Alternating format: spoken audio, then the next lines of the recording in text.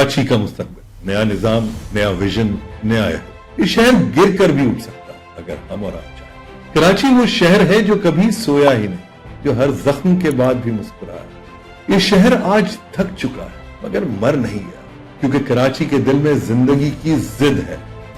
पिछली किस्सों में हमने देखा कि किस तरह ये शहर सियासत, करप्शन, क्राइम और बदइंतजामी का शिकार है। मगर अब सवाल ये है, आगे क्या? क्या कराची के लिए कोई नया रास्ता मुमकिन है? आइए आज बात करते हैं हल की। कराची की सबसे बड़ी कमजोरी उसका टुकड़ों में बटा हुआ निजाम।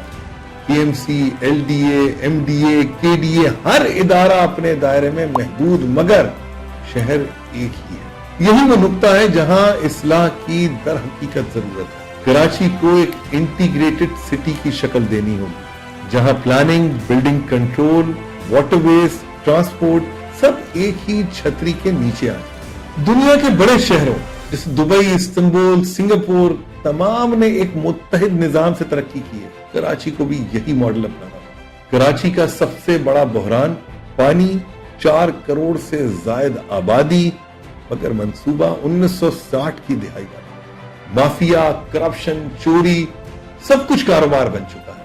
ये शहर समुंदर के किनारे है मगर प्यासा है।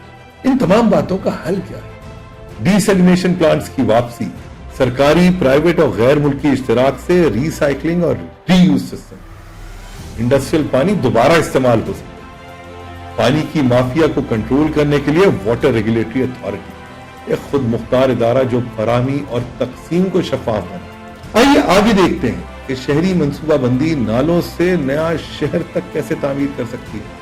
कराची की अर्बन फ्लडिंग किसी हादसे से नहीं बल्कि गलत प्लानिंग का नतीजा है। नाले बंद, जमीनों पे कब्जे, गैर कानूनी तामीरात, ये सब हमारे ही फैसलों का अंजाम है। मुस्तकबिल के लिए जरूरी है कि कराची का एक मास्टर अर्बन रेजिलियंस प्लान बनाया जाए, जहां पे नई इमारत, सड़क और नाले क्लाइमेट इंपैक्ट डिजाइन के मुताबिक। अगर सिंगापुर बारिशों में तेज तरक्की कर सकता है तो कराची क्यों नहीं? अब बात करते हैं मास ट्रांजिट की। अवाम का हक, सियासत नहीं। बसें जलती रही, मंसूबे बनते और मिटते रहे, मगर अवाम आज भी लटकती बसों में सफर करते हैं। KCR, green line, red line, ये सब पायलट प्रोजेक्ट्स बन गए। पब्लिक प्राइवेट पार्टनरशिप मॉडल्स ही हल, जहां हुकूमत रेगुलेटर और निजी शोबा ऑपरेटर हो।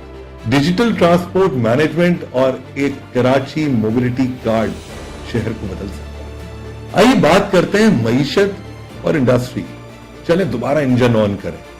कराची पाकिस्तान का सनती दिल है, मगर आज इसके फैक्ट्री जोन्स खामोश हो चुके हैं। तवानाई की किल्लत, टैक्स का खौफ और गैर यकीनी पॉलिसियां सरमाया भगा रही। जरूरत है इंडस्ट्रियल रेनेसेंस प्लान की, जहां नई टेक्नोलॉजी, ग्रीन इंडस्ट्रीज और टैक्स इस्लाहात के साथ कराची को रीजनल एक्सपोर्ट हब बनाएगा।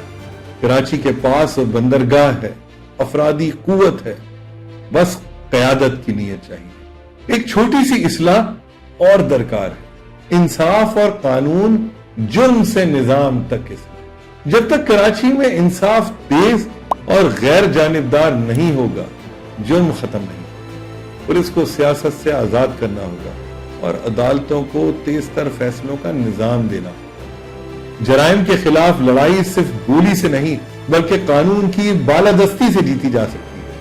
फिर आइए माहौलियाती चैलेंज, गर्मी, हवा और दरख्तों की बात करें। कराची की हवा जहरीली, दर्जा हरारत खतरनाक, दरख्त कटते गए, इमारतें बढ़ती गईं।